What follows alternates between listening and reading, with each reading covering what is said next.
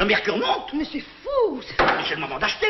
Bonjour à tous, dans cette vidéo nous allons voir ensemble pourquoi vos actions dans votre portefeuille bougent et quels sont les facteurs qui influencent le cours des actions en bourse. Le premier facteur d'influence est la macroéconomie. Par macroéconomie, j'entends tous les facteurs économiques globaux qui vont influencer la valorisation des entreprises en bourse. Pour prendre un exemple actuel, la guerre en Ukraine est un élément géopolitique qui va influencer la macroéconomie du monde entier. L'accès aux ressources fossiles devient plus difficile avec les sanctions et donc la demande est plus forte que l'offre, ce qui fait monter le prix des énergies fossiles et crée de l'inflation puisque toutes les entreprises utilisent de l'énergie pour produire des biens et des services. Ce conflit va donc provoquer des baisses de valorisation des actions d'entreprises qui consomment du carburant fossile, comme les compagnies aériennes, et va augmenter la valorisation des entreprises qui vendent des carburants fossiles, comme Total Energy. Les montées des taux d'intérêt par les banques centrales sont aussi un facteur macroéconomique. Monter les taux réduit la possibilité de s'endetter pour investir, donc les entreprises produisent moins en prévision de la baisse de la demande.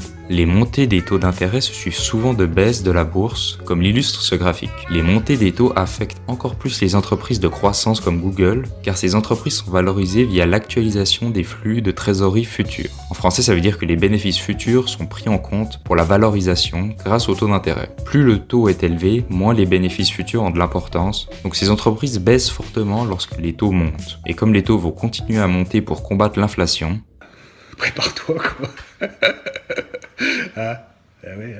Le deuxième facteur va simplement être le pays dans lequel l'entreprise se situe juridiquement. Certains pays peuvent radicalement changer leur politique économique et cela va fortement influencer la valorisation des entreprises du pays. Le meilleur exemple pour ça est la Chine. Le pays est passé d'Eldorado économique et financier à pays déserté par les investisseurs étrangers à cause de la politique planificatrice de la Chine en matière économique. J'ai fait une vidéo sur ce sujet si vous voulez en savoir plus. Mais plus globalement, si vous investissez sur une multinationale dans un pays stable juridiquement, comme les États-Unis ou les pays d'Europe de l'Ouest, vous allez être peu impacté par le pays de résidence de l'entreprise puisque ces sociétés sont mondialisées et qu'elles opèrent dans des dizaines de pays à la fois. Le troisième facteur, qui est probablement l'un des plus importants, va être le secteur dans lequel votre entreprise opère ses activités. En fonction du secteur de l'entreprise, la valorisation va réagir différemment en fonction des marchés baissiers ou haussiers. Si je prends le secteur de la santé pour commencer, c'est un secteur défensif qui résiste très bien aux crises. La consommation de médicaments et d'autres types de soins est considérée comme vitale pour beaucoup de consommateurs qui continuent d'acheter leurs médicaments même en période de récession économique. Au contraire, le secteur va généralement peu profiter de larges hausses pendant les marchés financiers.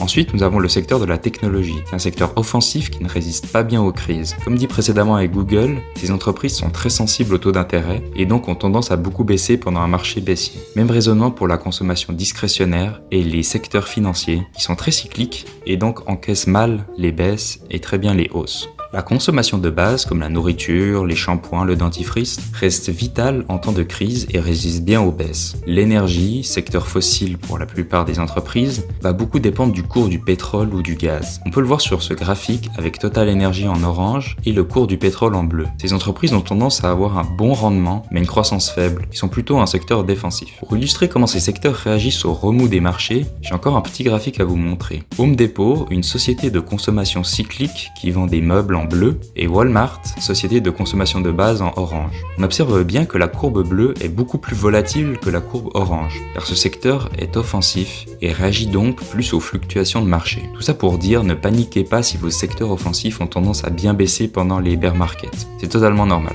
Le quatrième facteur, c'est évidemment l'entreprise en elle-même. Il ne faut pas perdre de vue que nous sommes dans un système de marché capitaliste, et donc les entreprises se battent pour survivre à la manière d'un animal dans la nature. Certaines entreprises marchent, d'autres perdent du terrain au fil des années. C'est le cas d'IBM qui était la plus grosse entreprise en 1980 et qui aujourd'hui a du mal à suivre le rythme du marché. En fonction de leur choix, certaines entreprises peuvent payer très cher leur mauvaise stratégie. Y'a pas l'Arkoum. Y'en a plus. Pardon. Il fallait pas jouer le mauvais chameau. Le dernier facteur va être l'émotion globale des investisseurs. Et oui, il faut pas oublier l'aspect humain des marchés financiers. En enchaînant les bonnes nouvelles, on peut facilement se retrouver dans une forme d'euphorie des marchés et atteindre des capitalisations boursières délirantes. Voilà, j'espère que ces quelques éléments vous permettront de mieux comprendre les fluctuations de vos actions. Sur ce, ciao! Au revoir.